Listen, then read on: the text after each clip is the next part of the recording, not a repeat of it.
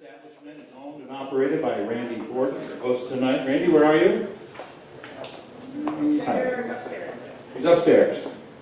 A great venue and the seed of a great future for something wonderful in Lakeland. So keep your eyes on this address. There he is. There he is. Hey, Randy. Say hello to your fans. We have 8 presentations tonight. We'll see 4. Then we'll go to the bar until we raise enough money, come back and see the other 4. We'd like you to take a look at what's on the screen if you haven't read it yet. Take 30 or 40 seconds for this sentiment. Does anybody know who said this? Anybody got a guess?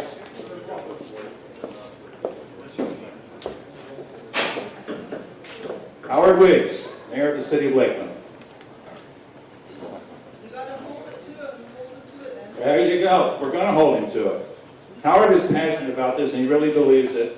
And when he made his speech, when he was sworn in as the new mayor, he got one ovation. Politicians get ovations, they have applause lines in their speeches. One ovation when he said that. And believe me, folks, the people at the swearing-in ceremony were not you. It was not the artsy-fartsy crowd. It was business leaders and the pillars of our community. And they're the ones that applauded this notion. So we live in a great little town, and we want to make noise about the importance of the arts in our community. No!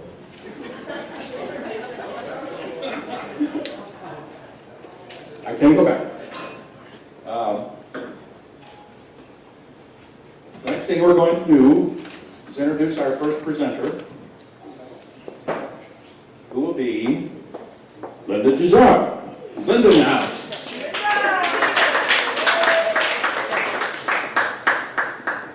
Hey, everybody. Are you going to tell me where we're going? I'm going to give you the word. Give me the word. Okay. We're going to put microphones on the presenters. We're going to record the proceedings. This is the We may get it on the website this time.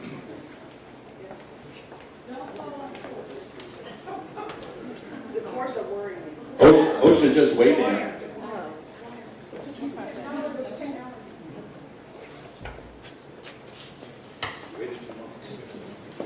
Red lights on. Put that in your pocket or a convenient location. Hey, Linda Gisard. Well, when you're ready, are you ready? You're on. So I'm here to talk about typography. A lot of people nowadays call it fonts, but really in the industry it's called typography. It's type fonts.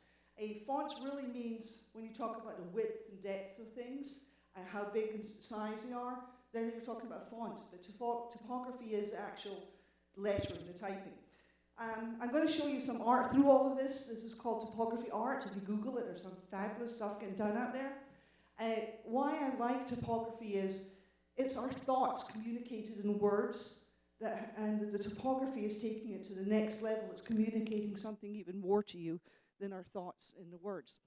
So typography can be scary. It can be funny stuff. It can be all business. There's so many emotions that can be put on your writing via fonts. And I think most of us go through the day seeing hundreds of fonts and we don't really stop and look at them, what they mean. if you looked at a Declaration of Independence, it would not look so cool if it said, we hold these truths to be true in writing like that. It just doesn't have the weight, does it? So typography is really, really important. And when you're going through your day, look at ads, look at the TV, look at newspapers, see how typography is used to manipulate you in a way and to give you feelings. Now, typography is not something new. It was done, the first typography was done 2,000 years before Christ. We have to have a cat somewhere, right? And the Mesopotamians used typography on bricks, and he printed with bricks. And the Chinese actually had movable type. It was wooden type 200 years before Christ. So that's how far back they were doing this kind of stuff, or sorry, after Christ. So this is not new. It's been around forever, and it's a way of mass printing. So typography has been all over the world for hundreds and thousands of years indeed. Of course, we all think about Gutenberg. He was like the modern typographer, the first movable type, and he used wooden type. And I don't know if any of you have seen wooden typography. And if you made a typo in one of those things, it went through. It doesn't matter. They didn't stop it, because usually there was one sheet that was all carved out. And then a movable type came around and they could change it. Now, movable type nowadays, in the 18th century, was made of metal. And they had foundries that actually designed the fonts and cut them up, and you could move them around like this. Excuse me, my voice is ill. And you could, and they had type fonts all over the place, the foundries that made the types. But somebody had to actually design it, and that's what I think is fabulous. That's what I think is so interesting. Somebody had to draw this out, and they actually just sat like this and drew out fonts, and they were designers of them. And we've actually, my company, have done some design stuff. We do graphic design, and we've actually done some design for some clients. Not a big deal, but we've done some work. There's all kinds of different font or typography classifications. You see the one black letter, it's kind of Gothic. You have inscriptional, it comes from a Roman type. Sans serif and serif, that's really interesting. If you ever see a letter with a little foot on it, like the M's with a little foot, that's a serif. This is a font we actually designed for a client who's a rock and roll band, and they wanted something Gothic, and they wanted something a bit with a twist. So we did a font for them just for those letters for their logo. We didn't design a whole A to Z alphabet just for that logo. So they have something that's unique that they thought spoke to them. This is Cheltenham, which is one of America's earliest font types, and actually got bad rep because it was used by all of the newspapers. Back then, newspapers were just, they weren't news. They were political rags, and they would lie, and they would be sensational stuff. And this Cheltenham got such a bad rep, it was never used again. So in typography, if you look, see there the serifs I talked about, the little feet, the little tops. You have letters with them and without. The other thing, notice, is kerning. That's a space between the characters. And only until about 30, 40 years ago, we could handle that. Because remember these old typewriters? Every character took the same amount of space, whether it was an I or an M. It was called monospaced. So whatever it was, it took the same space. We didn't have the technology to do anything differently. But nowadays, we have digital print. And we can make things proportional. See, the I takes less space than the O. So everything is more natural looking. And we could only really do that when digital printers came around. So, and that's only been, 20, 30 years? When I started off, I was using the old monospace typewriters, and it was so cool changing the heads, and I could change from, Times Roman to Arial. So computers have brought a huge new world to us. And not only did he allow us to be desktop publishers and do our own stuff, but it allowed us to digitally create fonts. It wasn't going to Foundry that had to hack them out on a piece of metal. Suddenly anybody could design a font. Some of the fonts known in technical world is you'll see there the Adobe one, and that's PostScript. But Microsoft and Apple did not want to pay Adobe a fee to use their fonts. So they made their own fonts that's called TTF TrueType. I don't know if you've ever heard of that. TrueType font is a font because they were not going to pay Adobe the money. The art stuff that I love, We all know who that is, right? And you'll see there's lyrics from their song that's worked into their artwork. There are now 900 foundries with nearly 500,000 fonts online that you can download. So it's so cool. You can do so much. Look at some of these fonts. You know who these are. They haven't changed in years and years. These are fonts that we know that are part of our life, everyday life, and we don't stop and look back and sit there and look at them a little bit. So at the end of this, I wanted to talk about some different fonts and how much they are part of your life. Can anyone guess the first one? An offer you can't refuse. Where was that font used? Yeah. How about kidney stones? How about duh? The Simpsons. How about Perry Hooter? Imbecile. Mission Impossible, right? Okay, someplace 45 minutes from here is Disney. So these fonts are all, we know who they are. They're just part of our life. So that's my presentation. Thank you very much. Get yourself on mic. Thank you, Linda. She's going to take care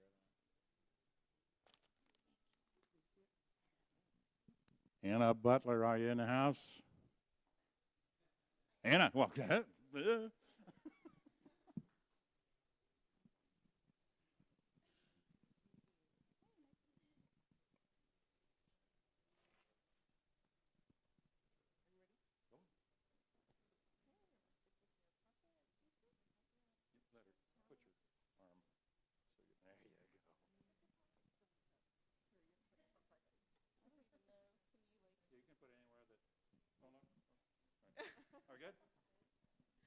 Anna? Thank you. I'm ready. The name of my presentation is Math. What is it good for? Absolutely everything. Say it again. And I think you're going to have to, it's first, oh, well, you timed it. Thank you. Okay, good. He's a professional man. It's my title slide. So my name's Anna Butler, like I was saying. I'm a math instructor at Polk State College. I've been teaching math about 17 years, everything from about arithmetic to calculus. I enjoy it. I'm on the Lakeland campus, and a lot of times when people ask me what I do, I don't always say I'm a math teacher because it doesn't have the best connotation all the time. Mostly when people say math and you think, what is it good for, everyone is going to go back to the middle school mathematics because that's what we use every day. Everybody in this room probably uses that every day. That's your percents, your decimals, your fractions, consumer mathematics, financial planning, being a good informed citizen, and using a little bit of statistics to help you vote. But algebra, not so much. So there was an article, a 2012 New York Times, and everybody and their brother Facebooked and messaged this to me. And it said, is algebra really necessary? And the guy argued that it wasn't necessary because no one ever used it, and why are we taking it, and no one likes it, and it's ruining the high school graduation rates, and it's ruining the college's graduation rates, and no one likes it, so why are we doing it? It's not even relevant. And it's almost become socially acceptable to give bad math, aura everywhere you go. And so I'm here tonight to try to change that because it is very disturbing to me as a math instructor, but also because I find math very artistic and very relevant. You're going to hear a lot about STEM, and you probably already have heard a lot about STEM. STEM stands for science, technology, engineering, and math.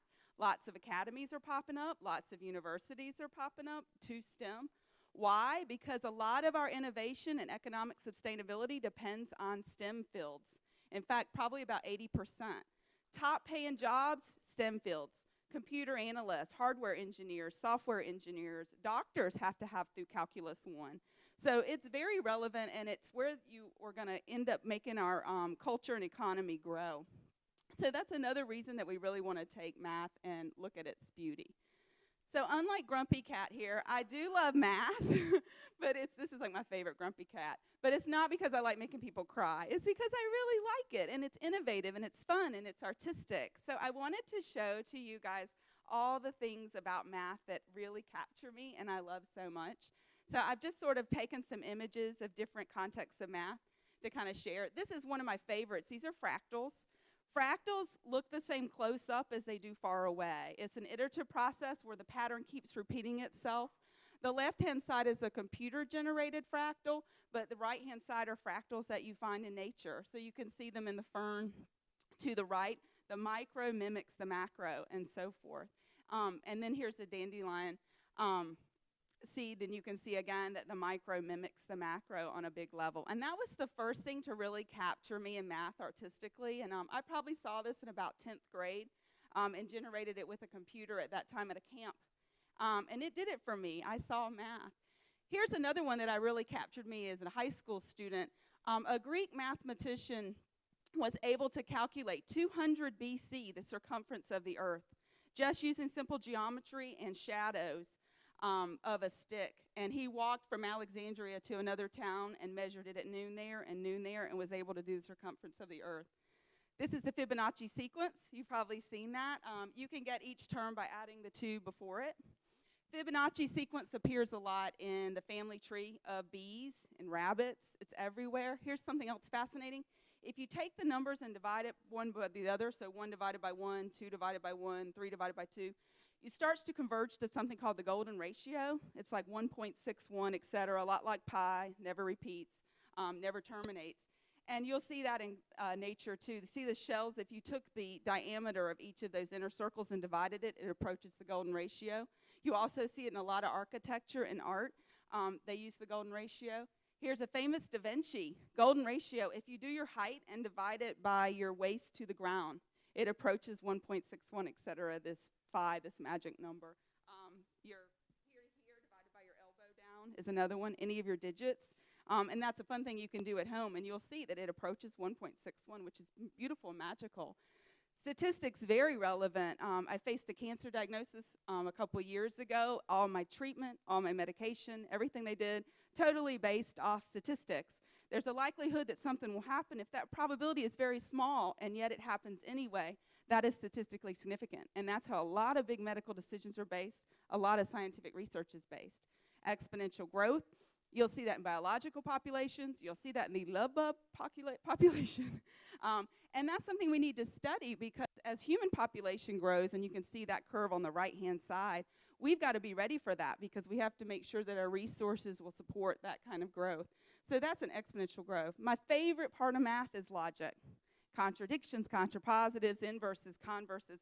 Making a valid argument is relative to every single one of us, because it's a part of how we logically think and then how we project that to other people. So in fact, in a lot of universities, logic is equivalent to college algebra for that very reason. It's a philosophy classes in some universities and others. Calculus, there's Leibniz and Newton, sort of simultaneously invented calculus at the same time, or have only left. Calculus, in my opinion, is the study of rates. So you're looking how something changes with something else. For physics, that might be how distance changes over time. For business, that might be how profit changes over money spent on advertising. You can study the rates of anything. The history of algebra actually started in Baghdad right around 800 AD. And because of the Silk Road, all this trade of goods, but there was also trades of knowledge. So algebra was sort of traded, and they talked about it. And this was in Asia and Africa and Europe, and translated from Greek into Greek, out of Arabic and into Latin. And so another thing for me is that math is totally universal. And it's something we've been doing for lots and lots of years. And there's beauty in that, and there's truth in that, and it's just really exciting. So it's a way to bridge cultures, and it's a way to bridge with each other. My last slide is a cartoon that's about to pop up, but it's relevant to me because it kind of shows you the history of that math. You can see in 1720, everyone is just hopping. They love math. They're talking. These are astronomers, mathematicians, physicists. And then as we move through the decades, I hope this isn't true, but it does seem like we think the computer is replacing math. But the computer's not math, right? It does math, yes, but it's not math. Thank you. Wasn't that great?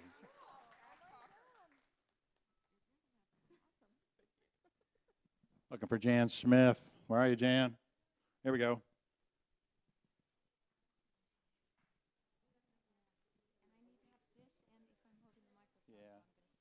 Yeah, you can sit, but you have to get mic'd up. All right, just put it on your lapel, and she's going to put that on you, so you won't know it in a minute.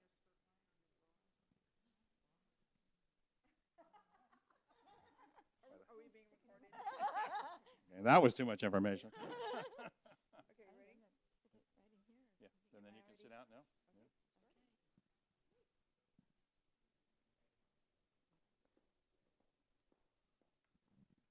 You take the mic, and you say when to go. You ready? Go. Go. Good evening and welcome to Square and Round Dancing across the USA. I began dancing in January 2011, so I've been dancing for about 3.5 years now. At that time, I was an elementary school teacher in Hillsborough County. I taught a square dance unit, and I enjoyed it so much that I decided to take a class so that I could learn a little bit more. Well, there was no more because I fell in love with dance so much that I retired a little early so that I could dance a little bit more. Now, square dance and round dance are often held together at the same event. What you see on the left of the screen here is square dance, and this is 4 couples who walk patterns around the floor based on moves that the caller announces. On the right hand, what you're going to see is round dancing, which is single couples dancing choreographed ballroom, and that's all sorts of different rhythms that they do. Classes for square dance typically take about 3 to 4 months, and you progress up each of 8 levels. Takes about a year to master the level. Round dance typically takes longer because, as I said, you have so many different rhythms that you're learning, waltz, foxtrot, all kinds of things. Now, note that picture right up at the top, the Dance Traveler Badge and the Century Club. I'm going to come back to that. But these are pictures of my first out-of-state dance. Up in the left corner is my brother, who's been dancing 30 years with me. The right corner is his oldest daughter, and then down in the bottom in the green dress is his youngest daughter. So my first road trip to dance started in that summer of 2011. I went up first to New England, and in order to earn that Dance Traveler Badge, you have to record and document all the states that you dance in. I have currently danced in 38 states in 3 years, and I have plans this summer to finish the last 10 continental states. So my 3-month trip took me through 36 states. I danced in 24 of them. And in Nebraska, I had my only car trouble. The vehicle, my van broke down, so I didn't make it up to Minnesota. If you look up in the top, what is that, right corner, that was us dancing in the mall where the club from Fargo, North Dakota took us across the border to dance in the mall so I could get that state as well. Labor Day found me again dancing with my brother's family. This hall here that you see is the original hall where travelers going to Yellowstone would stop when the train took them there. We headed west from there, danced across through Idaho and into Oregon. The final destination was my high school reunion, which was in Southern California. So we danced all the way across to that location. Now, in this next slide, you're going to notice some dance attire. If you look in that middle picture, you don't see typical square dance attire. This is totally acceptable and very popular, especially with those of us dancers under the age of 70. I might typically wear exactly what I'm wearing tonight, but some of the older dancers really like what I call the foo-foo skirts, and I have one for demo purposes, but I don't really use it. Now, remember that slide where I said I was going to talk about the other program? There's a program called the Century Club, where if you document dancing to different callers, you can earn different it's just a little badge. So I have currently danced to 239 callers in 3 years. We headed back towards Michigan, and this is where my dance partner, I dropped him off, and then I went on from there and danced in Indiana, Minnesota, Michigan, Wisconsin again with my brother. Summer of 2013, met my brother again in Colorado. And in the upper right and the center photos, you see a young exchange student from Pakistan. She had never seen square dancing before, came to the convention with a friend, And you'll see me in that center photo. I was tandem dancing with her. I just kind of grab her around the waist and holler around with me. Every year we have a National Square and Round Dance Convention somewhere in the U.S. We dance 4 straight days from 10 in the morning to 11 at night. At least those of us that can handle it do. We even dance to a live band, and you see some of the demos. My favorite is those people that are dancing with the horse costumes. They were really cool. They actually square danced that way. I've danced in basements of friends' houses, barn dances, done flash mob dances. In fact, last year, February, for the Lakeland First Friday, we held a flash mob dance right out here by the square. Most clubs dance weekly or twice a month. And sometimes the dances have themes. It's just for variety or fun. So as you can see, I've danced with Abe Lincoln, kings and queens, jesters, gangsters, and hippies, and been a few of those myself as well. The main club where I dance, and I dance about 4 to 6 days a week there, is Strawberry Square in Plant City. It's the largest, most active, and most widely known club in Florida. People from up to Maine knew where I came from when I told them Strawberry Square. There are classes, lessons, and dancing going on there morning, afternoon, and evening, every day except Sunday morning. We also have a wonderful square dance and round dance club called Buttons and Bows here in Lakeland. We dance the 2nd and 4th Tuesday at the Magnolia Building over on Lake Mirror.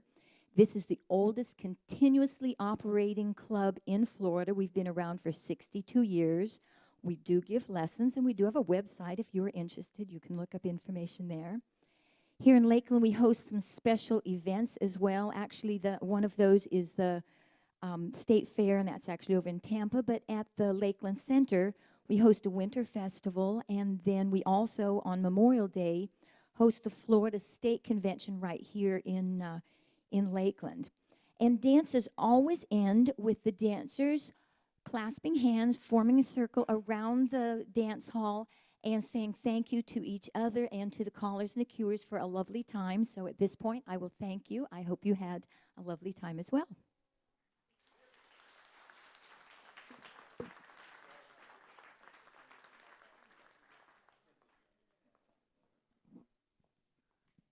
Thank you, Jan.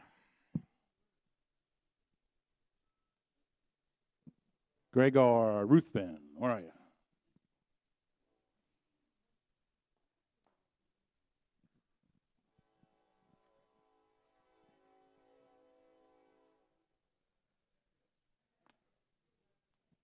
The 4 gates that they've installed at the crossings downtown mean they won't have to do that anymore when they're all installed. Are you ready, Greg? Hi, my name is Gregor Ruthven, and this is the PF Solution, a startup company I've been working on for 2 years since yesterday. And I'm going to tell you about the story of freedom that we're creating for people with heel pain. Essentially, I went to North Carolina. I love action sports. I love being intense and continuing to move.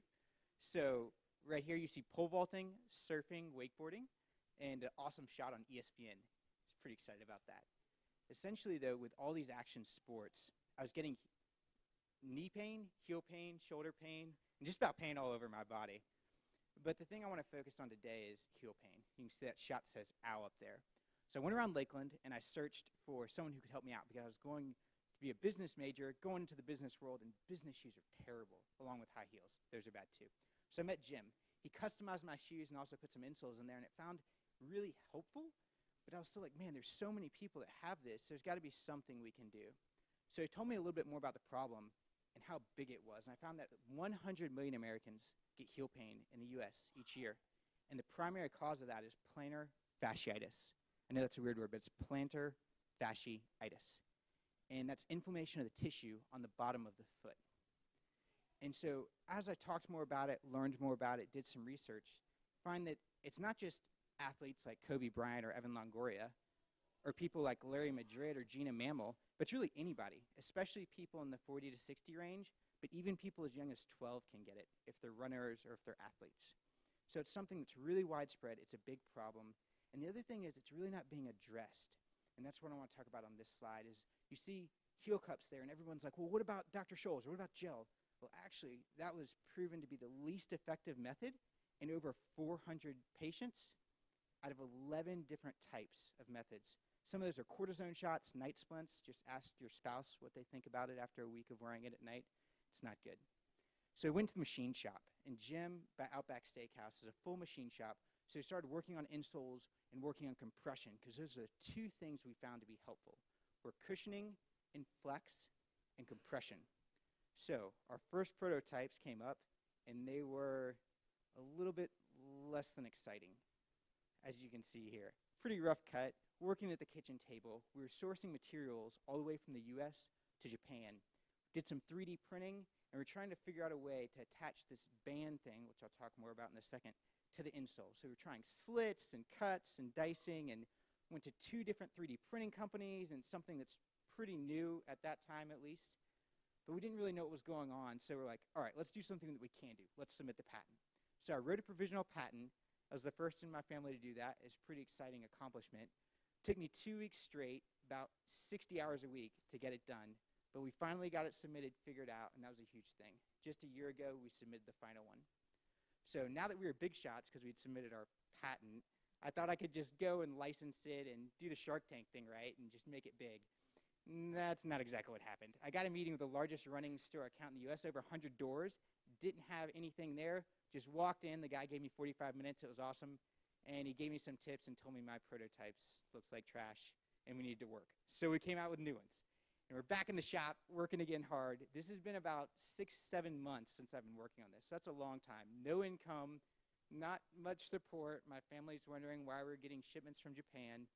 And it's getting a little dicey. It's getting a little dicey. There's some heat going on there. Microsoft Word. Yes, Microsoft Word. Not Adobe, not Photoshop.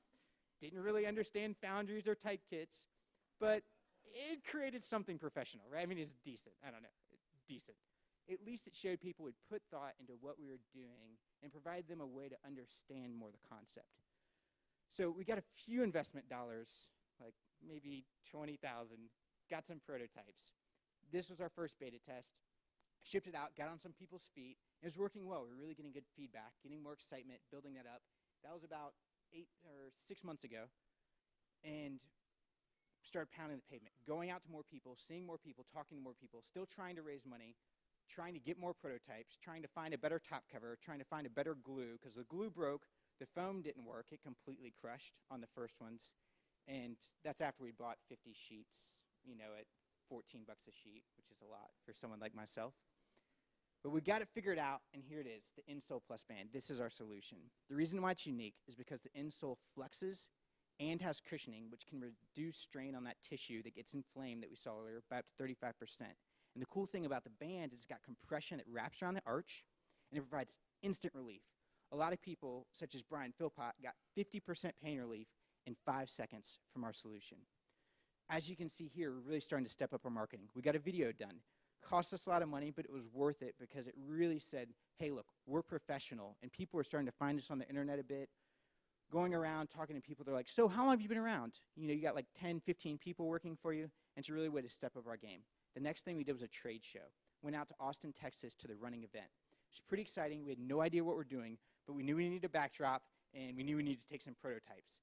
So the day before that, I cranked out 20 prototypes over in Tampa, brought them to the show. People were trying them, really liking them. One of the people we healed was a 36-time Ironman finisher, you can see here, on the cover of Triathlete magazine. That was really exciting for us.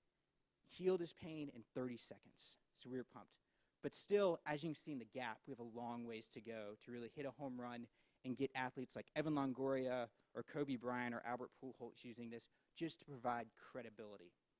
Next up, we moved into an office space. Think about this, a year and a half at the kitchen table, pushing away the laptop, pushing away the foam, pushing away insoles, and that's where Catapult. It's in the Bank of America building downtown. It's really exciting, gave us a professional face, helped us raise a little bit more dollars, and really take it to the next level. If you haven't been, please stop by. Just go to catapultlakeland.com.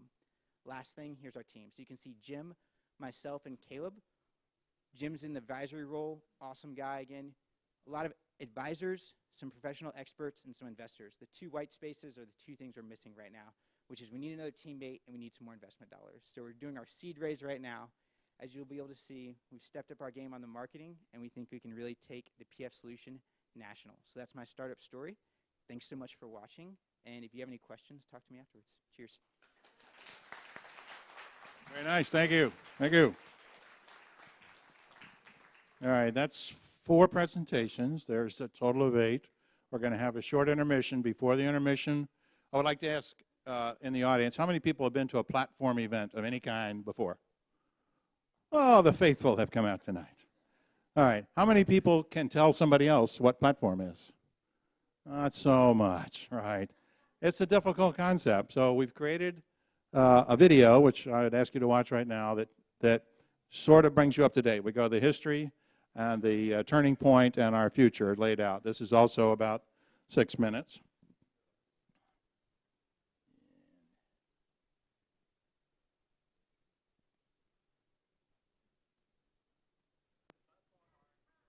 We're going to need a quick peek at the website provides the evidence, and the tagline, art, film, fashion, sound, and performance, makes the case. Since its inception, Platform has made its mark with high-energy art parties, born as a stroke of genius from our founder, Ann Wilson. Ann's Sons in San Francisco had created the concept of hosting an arts event to showcase available commercial real estate. Ann saw the potential to also showcase the arts and artists, and so the Florida model was inaugurated in September of 2003. Over the next 10 years, her dream was realized beyond even her high expectations.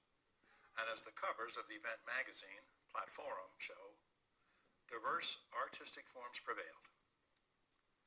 Year after year, theme upon theme, Platform's audience was treated to the celebration of emerging artists drawn from our own region and to the creations and performances of dancers and musicians of all genre, as well as runways full of startling fashion.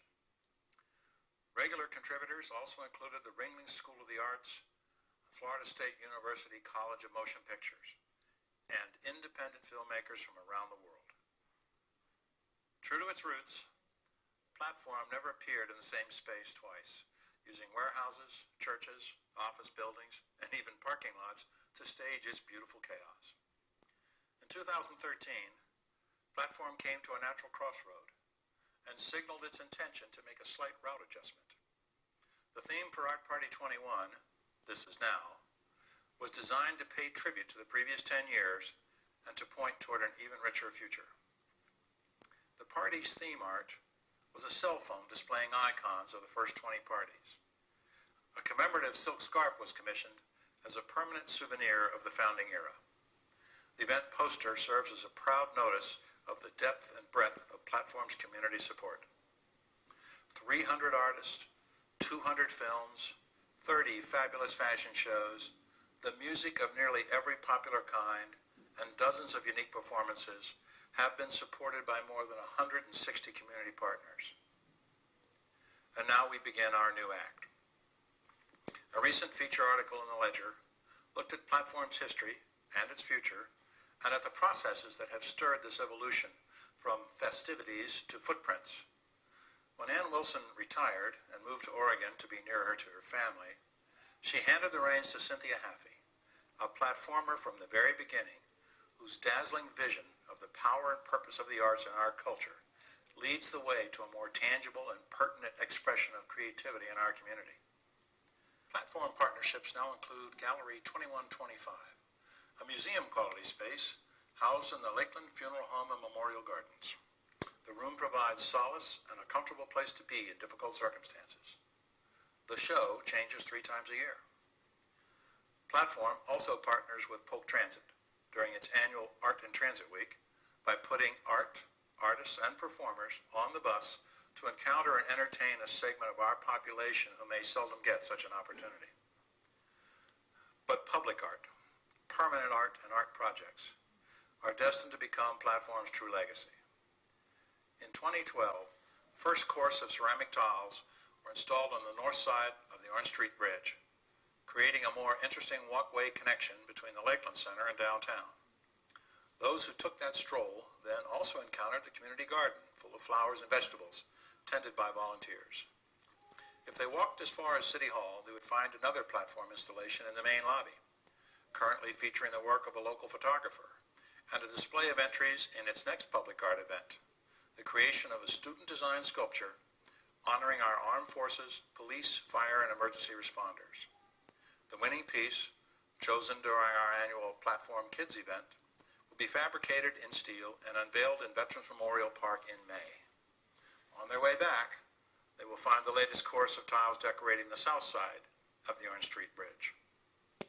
If they take that walk on March 15th, they might decide to attend Pecha Night, a storytelling event presented by 8 or 9 regular folks who hold the floor for just 6 minutes and 40 seconds each.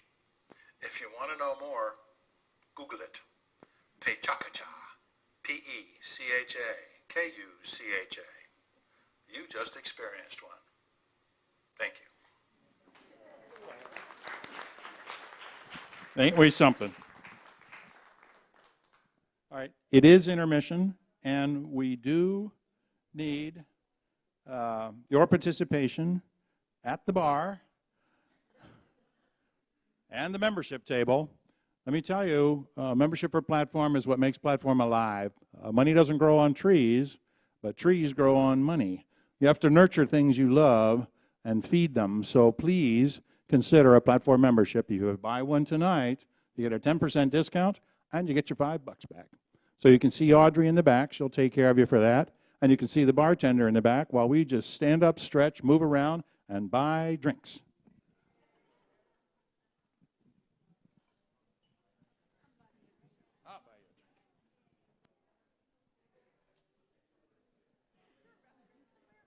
I don't know. Yes, I do know. Through the double doors and to your right. How you doing?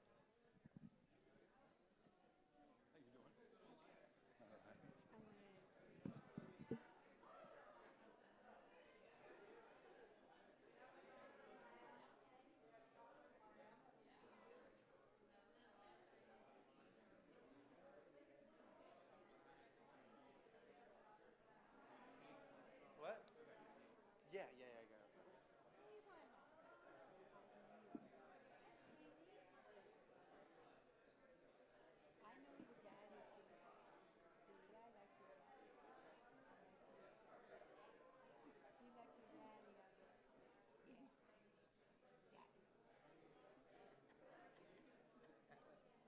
She likes me a bit. You having fun? Definitely is like, oh, look at all these strange people. Well, thank you so much. This is working out great. What a terrific.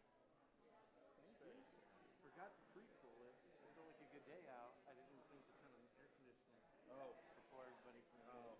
So it's a little bit warmer than it should be. Yeah, in the back.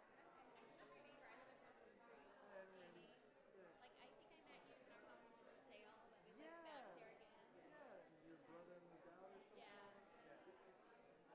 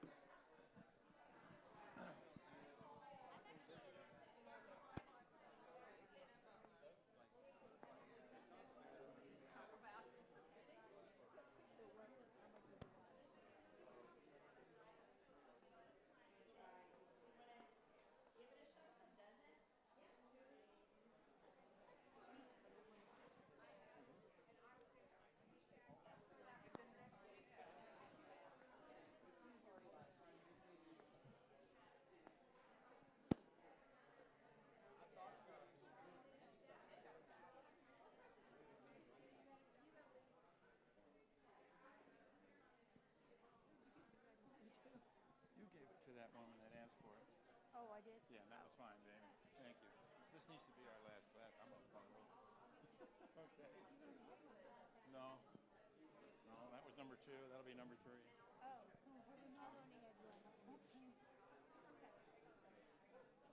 Enjoy.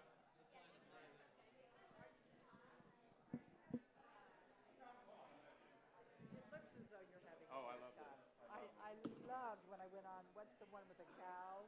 I just looked at it. What, it was up in the right-hand corner, was join us now.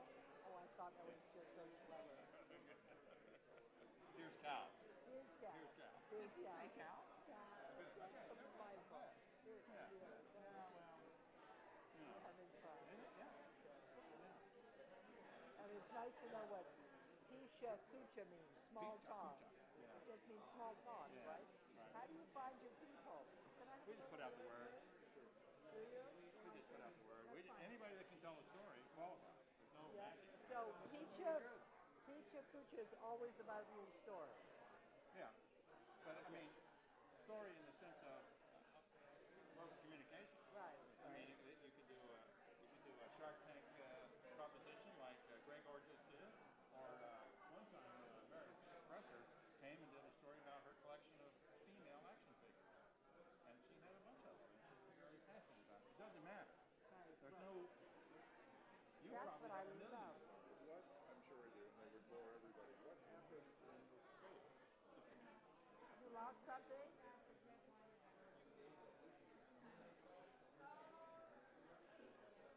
Oh, here it is. Want me to- So,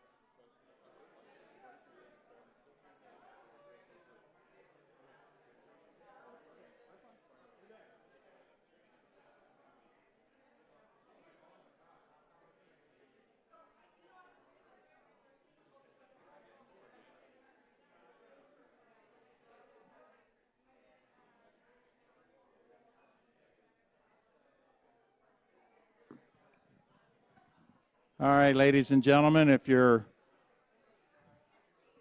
left all your money at the bar, you can take your seat. If you haven't bought a membership tonight, I hope to encourage you to do just that. We need your money. We'll get started when you're ready.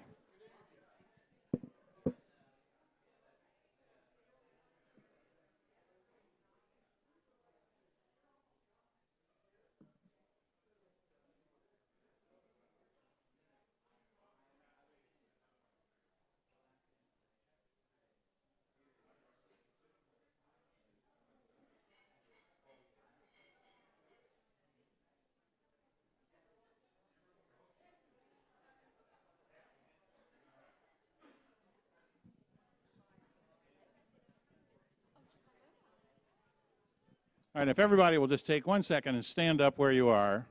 Just stand up, please. I need everybody on their feet, please. Just for a second. Now we can accurately report that it was standing room only. Thank you.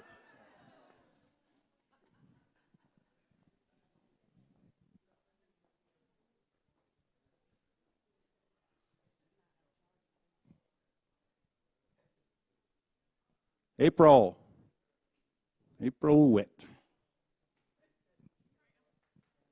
Get mic'd. You have to get mic'd.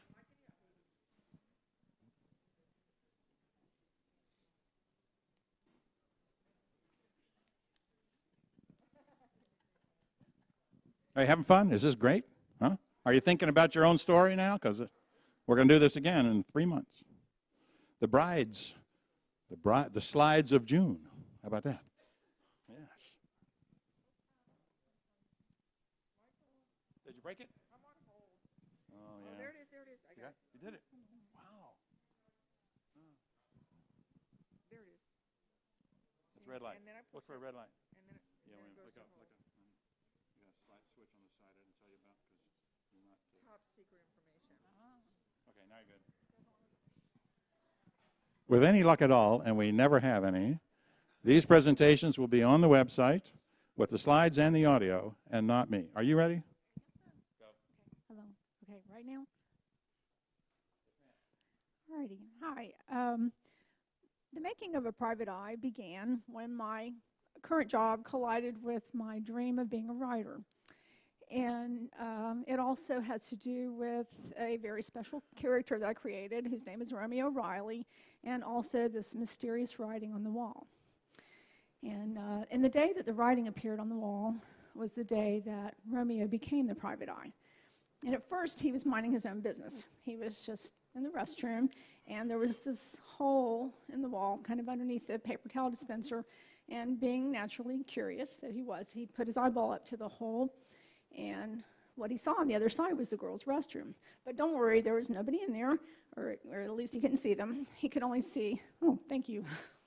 He could only see the just the pink wall on the other side, and there was this message written in blue ink on the wall, and he thought there was something sort of interesting about it, so he recorded it into his communication device, and and there it is. And, it kind of didn't really make sense, kind of puzzling to him, but he found it interesting enough to record it. And then he was just finishing that up when he heard this horrible scream. So he hurries out of the restroom, and it sounded like it was coming from the office. So he hurries to the office, and when he gets there, he finds his irate principal standing in the doorway of her toilet-papered office.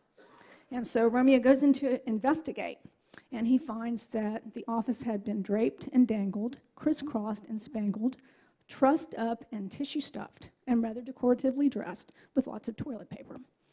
But he could not imagine who would do something like that. So right at that moment, a private eye is born because he thinks about that other message that has TP in it, and he thinks maybe there's a connection between the two things. So he decides right then that he's going to be a private eye because he has a mystery to solve and he has a clue. And he decides that he's going to solve that. And so and then 3 years later, I actually have 3 books. And they are, the first one is The Boy Who Saw Too Much, because he sees things that he shouldn't see. And he also reads into things. And then there's the the second one, he's running for student council president, actually, but okay. Well, anyway, and then the other one. Okay, well, there I am. Before that, though, I was kind of a frustrated writer, dreaming of and trying to figure out what to do. I sent off manuscripts, and if any of you guys have experienced that, it can be pretty frustrating that you can wait months and even years to get no. And so anyway, and then I became a teacher. So I taught high school English for a little while. And then I got married, and I was at home a little bit with my sons. And I started subbing at a special needs school near my home. And I kind of fell in love with the kids there. And when I had the opportunity to get a job there, I found a new career. And so working with the special kids has been an adventure, and I've worked with a lot of different kinds of kids, kids that have Down syndrome, autism, some with more rare disorders like mitochondrial disorder, or Kucha syndrome, and other things. But most of the kids that I've worked with have cerebral palsy and related disorders like that. But we've always tried to do a lot of fun things with them. We've always tried to give them as full of a life, and you just don't really know sometimes by looking at a person how much they can understand. But anyway, during that time that I was working with the kids, I was still writing and trying to bring my two worlds together. I even tried writing some things about my students, kind of more nonfiction and educational, but I wasn't too happy with what I was getting. But I eventually did write a article about my friend, my co-teacher, Amy Fitzgerald, which was published in our local Woman to Woman magazine. This was a little while ago, but she always does a lot of innovative things with her kids, and there's some of her students up there too. But one of the things she was doing at the time was, this was before we had smart boards, if you guys know what those are, and she would use a projector like that, and she set up email accounts for all of her students and encouraged staff members to write to them. And I had written some emails to her kids because I knew them pretty well, and I was making some funny stories about them, and all the kids really liked it, and I thought, gee, I guess I better write one for everybody. So that kind of got the ball rolling, and then we were reading some funny stories, not that book especially, if you know what it is, but we were reading some funny books, and I noticed that the kids would respond to the humor, but I wasn't sure that they really could identify with characters who were so much different than they were. And so I started to think, well, why couldn't there be a book that was funny and clever and as good as these other mainstream books, but that had characters with special needs? And so that's how Romeo came about. And so the character has cerebral palsy. He's in a wheelchair. He is not able to speak, but he uses a communication device, and then he is actually the narrator. He tells the story. So anyway, I started my own company, and it's called Grapefruit Press. And because I sent this out a little bit, but I felt like the publishers were kind of still like, they just didn't really want to go there. There was maybe a little bit too different. But yet I do believe that there's a huge audience. I mean, there's, zillions of kids in wheelchairs and zillions of people, and they read and they see movies and things. But anyway, this is some of my artwork. I ended up doing the illustrating. I didn't really plan on it, but my illustrators kind of didn't produce the people that were supposed to, so I ended up doing it myself. This is Romeo's birthday, because when I got the first book, which was on August the 31st, 2011, and my printer delivered him to me, I told her she was now an obstetrician as well as a printer. And so I haven't actually ever had a party yet, but one of these days I will.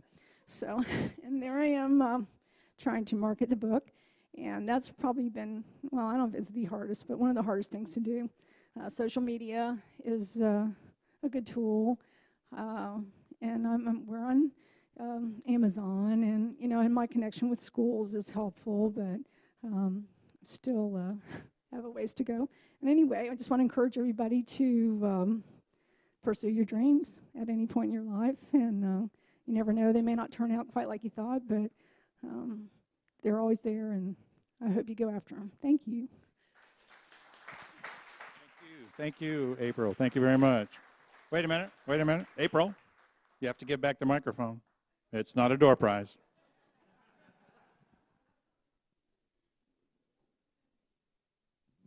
James Hicks. Is James in the house? There he is.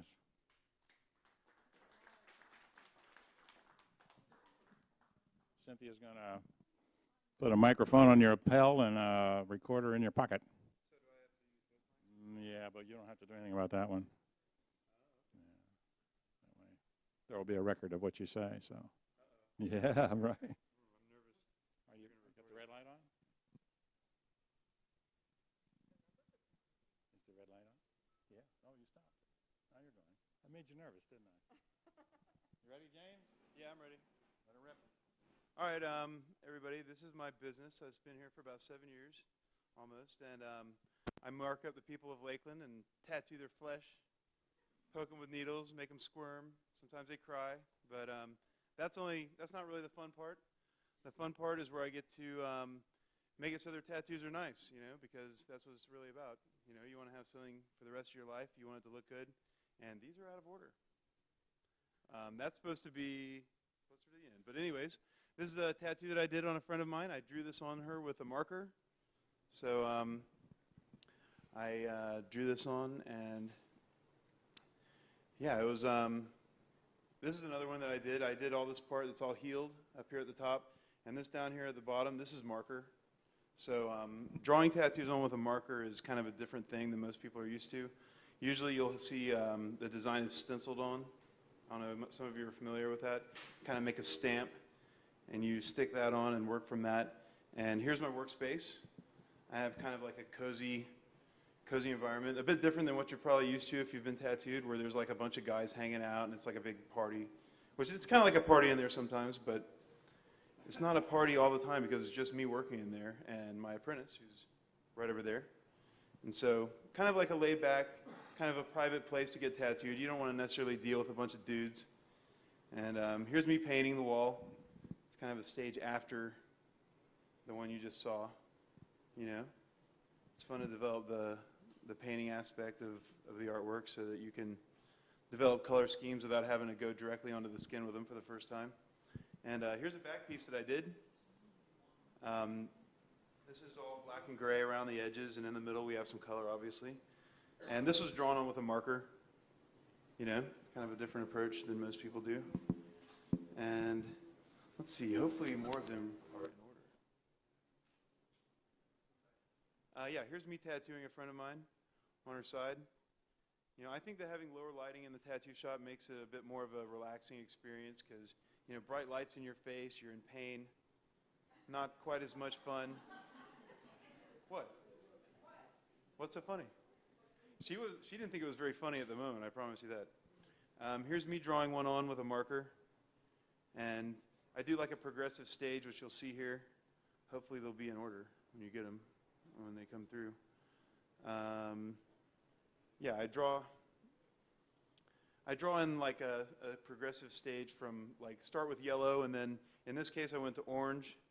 Yeah, these are way out of order. Okay, yeah, here's another one that I drew on, and hopefully we'll see the finished product after that. And the other one you saw before, we'll be seeing the finished product of that one at some point. But yeah, okay, great. Yeah, there we go. That's the finished product of that one. We got some white highlights in there. I can go from that marker into the skin pretty smoothly and get the effect. If you start off really light, it's easy to develop the darks so that you get to really add layers of design onto the marker after the marker's already been wiped away. And here's a finished version of my wall. And yeah, it's actually a much larger mural than this, but I've been adding color to it and been using this. It's a great selling tool. Yeah, let's see what we have next. Yeah, here's a finished product. Little Claudic. Got any Irish people in here? You probably know what that means. We're all Irish? All right. I know, we have some real Irish love in the house between myself and a few others. Okay, hopefully we'll be segueing into a tattoo that I just did. Here we go. This is the first stage, and we have a big back piece that I was doing, and she has this tattoo on the right that we're going to be covering up, but we didn't really get to work with that much yet. But I just did this yesterday, And this is the first stage, laying out the overall design in marker. And you'll see there's several revisions that take place. And since she had that tattoo on the other side, and we're going for symmetry, I designed it with this little box over here to show where in the symmetry it would land, so that we could put the dark areas in the cover-up. Because when you cover something up, you want to try and put the dark area of the old tattoo in the dark area of the new tattoo. That way you don't have to try and white things out. See, there's the old one that we'll be covering up. And I don't even know what that says, but what does it say, Morgan? It's on her right over there. Okay, yeah, that's the one that we covered up, or that we're going to be covering up. But we didn't get around to doing the sides of the back so much. And here's the second stage of the drawing. And we have quite a bit more detail going on and a lot more little parts that are going into the design. And you'll see a few things change. A few things get thrown out, like some of the spikes on the sides. But that's part of the design process, you know, keeping what works and throwing out what doesn't. And here's the next stage, which is getting into a darker green color marker. We've already got yellow markers, a lighter green, and now a dark green. And then the next one should be a magenta, which contrasts a lot more than these other colors really contrast each other. And you can see how this is going to be hidden in an area that kind of scoops to the back. Oh, what happened?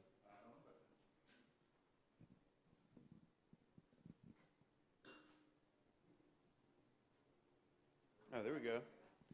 Here's the finished line work from yesterday. We didn't get around to doing the sides out here because it was just kind of a demanding project, and it took me all day to get this far. I probably spent 5 hours drawing on her back before I even started outlining it. And by the time we finished up, it was probably like close to midnight, right? I think. Yeah, it was very exhausting. And here's one of the ones that I was drawing before in the marker, where you saw me with the purple marker in my hand. This is what we ended up with. You don't, like I said, you don't have to stamp it on.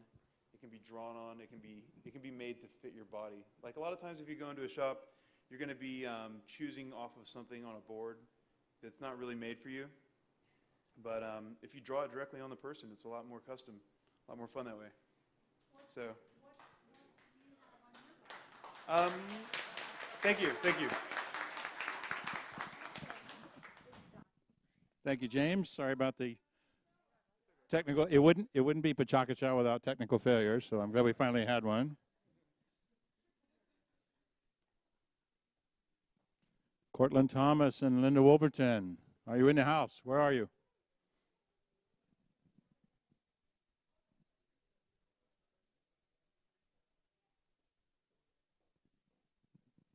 All right, now, I know there's two of you, and we got two mics, but we have only one. Actually, that's not true. We have two mics. Yeah. Who's going to be the primary speaker? Yeah. Okay. So you come and talk close to her when you talk. You two stand side by side. Like a selfie, trading lice. Yeah, isn't that cool? Look at, they have shirts. They have Pecha shirts. These people are into it. Look at that. Look at that. And Anna too, yes. Oh, did you? Oh, very good. All right. Stay close so we can get all your audio. That's the microphone. Yeah, the red light's on. You're doing fine. You hold the mic. Well, I want a mic. Can I get a mic? You bet. Thank you. Everybody needs a mic. I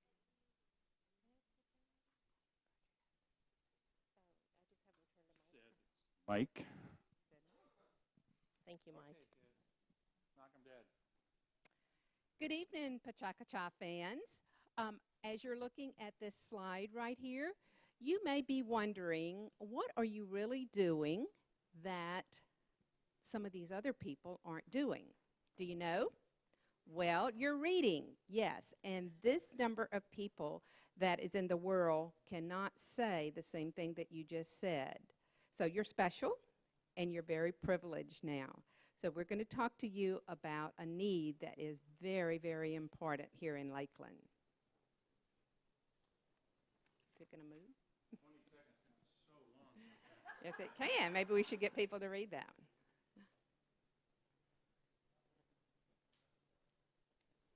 All right, this is a very special number. The last U.S. Census said that 24% of the adults in Lakeland could not be functionally literate. So what does this mean for Lakeland and our community? It means that these people have trouble reading transportation schedules. They may have a set of directions that their doctor has given them for medical purposes, and they cannot do that. They also may have trouble just reading a simple story to their children in the evening when they want to put them to bed. So this statistic has made sure that there is a great need for something to be done here in Lakeland about that. Adult literacy affects us all. It affects you. It affects you. It affects you. It affects us all because, number one, there's higher crime rates when literacy is low. There is a need for more people to have productivity in their job, and then that drops. It's also been proven that children that are with adults that have low literacy levels make poorer grades in school. So enter the picture of Read Lakeland. Read Lakeland was formed in 1995. They're a 501c3 organization. And as their vision and mission, we have that the students that come to us may not be non-readers, but they set their own goals to become more literate. And our mission is that we want these students to meet all the needs they want to by joining in our community where Read Lakeland helps build on basic literacy skills. But we're not a little nonprofit organization here in Lakeland. We're tied to Read Polk, which has various councils throughout the county.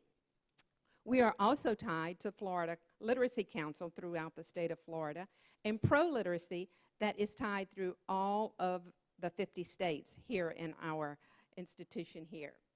So who are our students? Our students are everyone.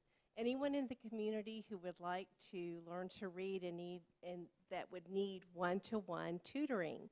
And we serve a large population of people.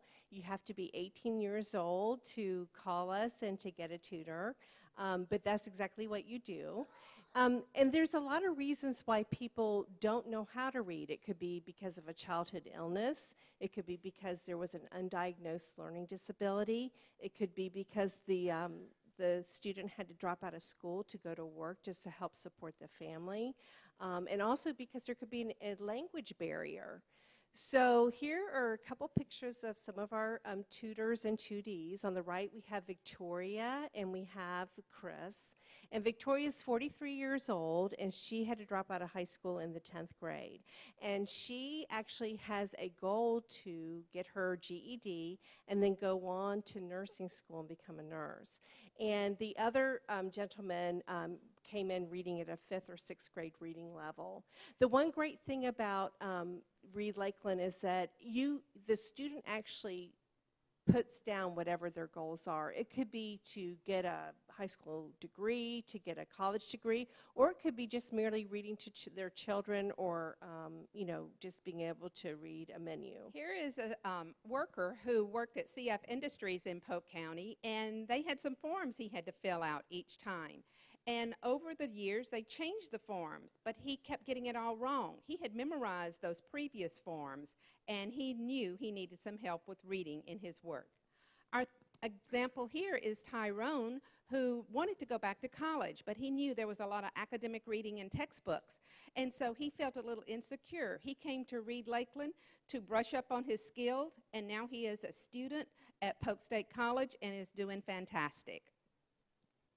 And then there's all kinds of things that our students can do with their tutors. We have book clubs now, and the book clubs, they can either be about American history, or they can be about health and parenting, they can be about safety, they can be about applying for jobs and looking into various careers, and they can also be about like personal finance, which really encompasses even those of us who are literate. Oh, and we love the foundations and the organizations that support us.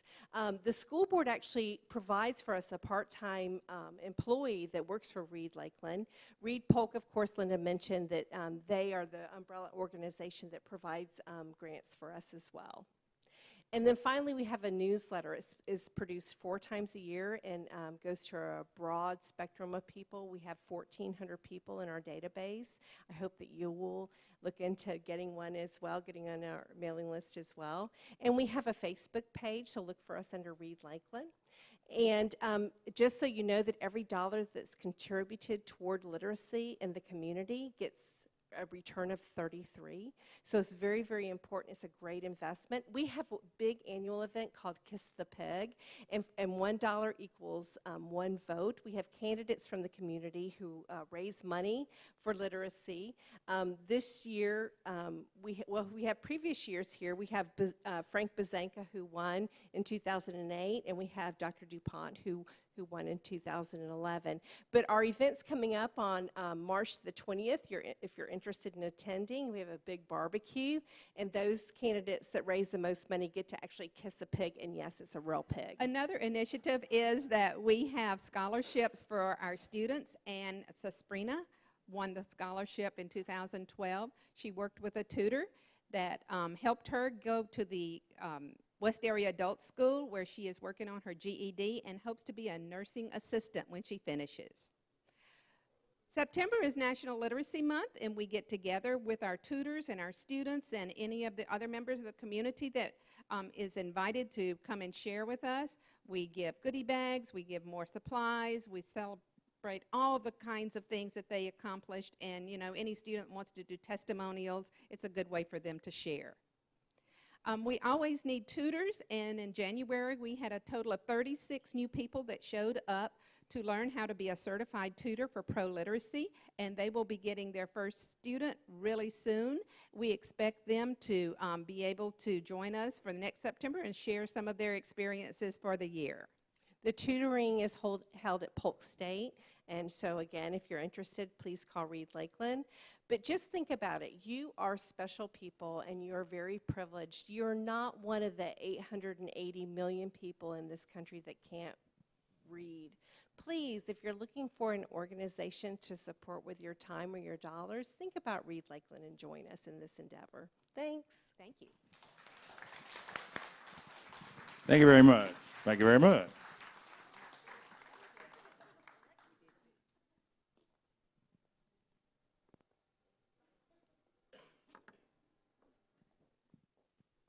I'll take a moment to attest to the fact that literacy and illiteracy are enormous problems. I spent a career in the newspaper business, and circulation was measured against literacy rates. So there might be 400,000 people in your area, but only 300,000 who could read.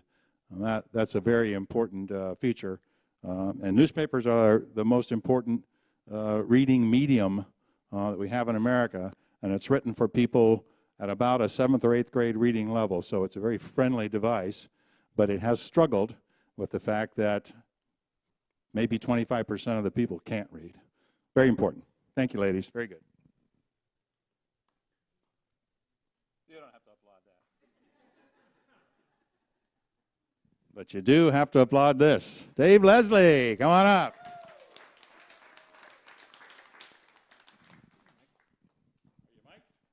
What?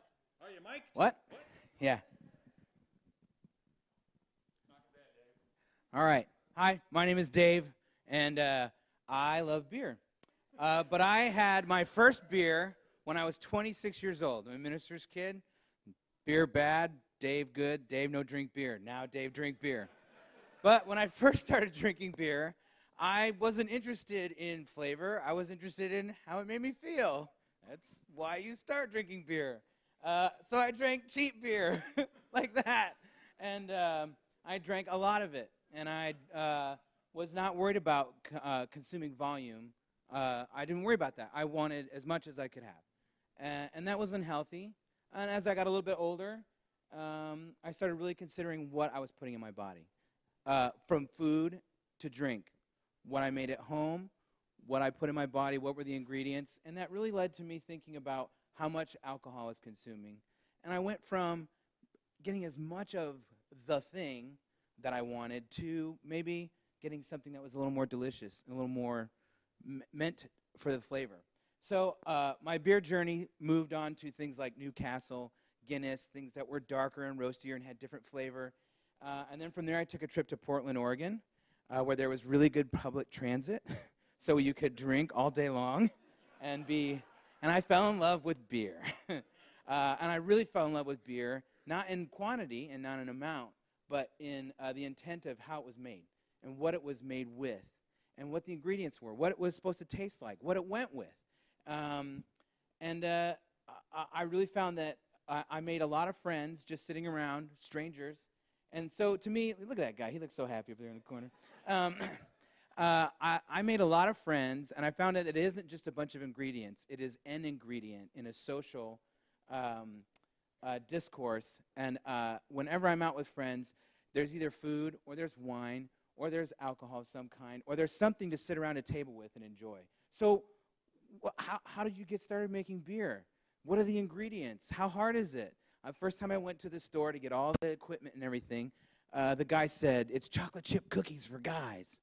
It's really easy. Can you boil water? Yeah. Can you clean a pot? Yeah. You can brew beer. I was like, I can brew beer. So I was really nervous, and I called the guy like 5 times in the middle of the process. But it's really just water, not from a waterfall, but water and grains and hops and yeast. The yeast is the floaty, foamy stuff on top there on that last one. Those are the 4 main ingredients. There's a lot of other stuff involved. And then the process really the process really starts with water.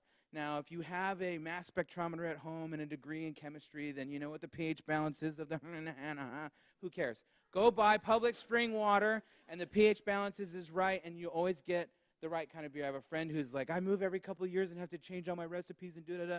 Just buy spring water, bro. It's like $6 for 5 gallons. And then you got hops. Hops gives a lot of bitterness, and it can give some herbal essence. It was used. It's a cousin to marijuana, but it does not have the same effects.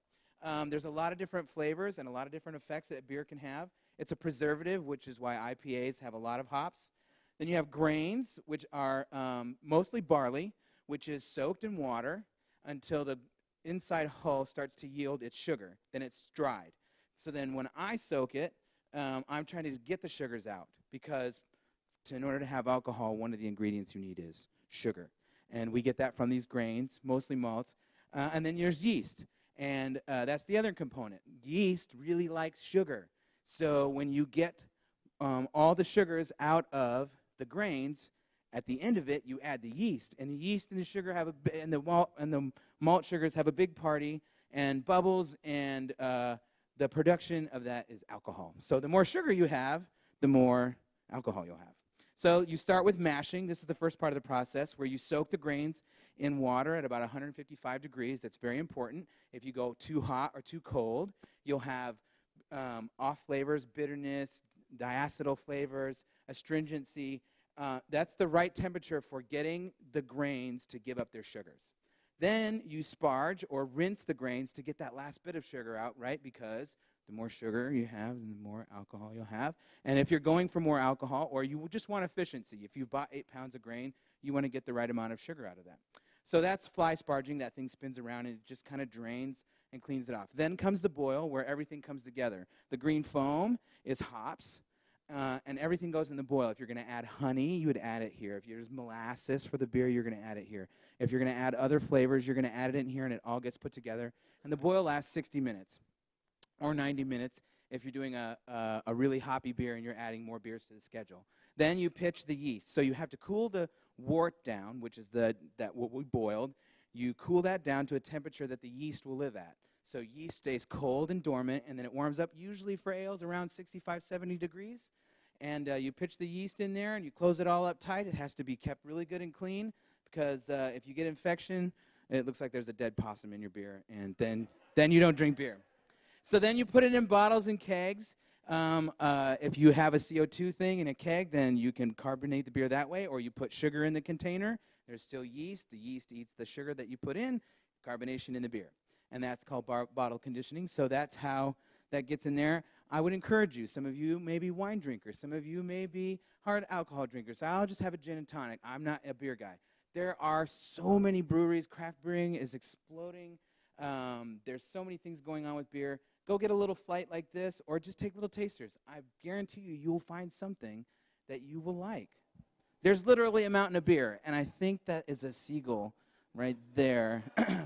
But there's literally a mountain of beer, and I'm trying to climb that mountain, and I want to bring people along with me. So if you're interested in climbing the beer mountain, you found the bird, didn't you?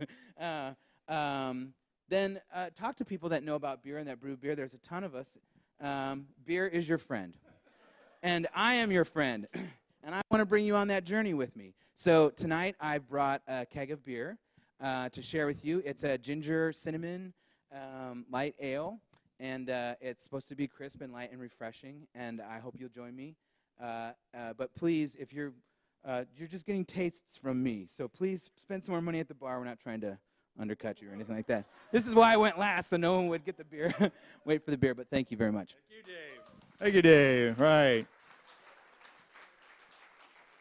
Before you enjoy Dave's free beer tasting, be sure to remember that money doesn't grow on trees, but trees grow on money. You have to nurture the things you love, or they'll die. We don't want platform to go away, so consider a membership.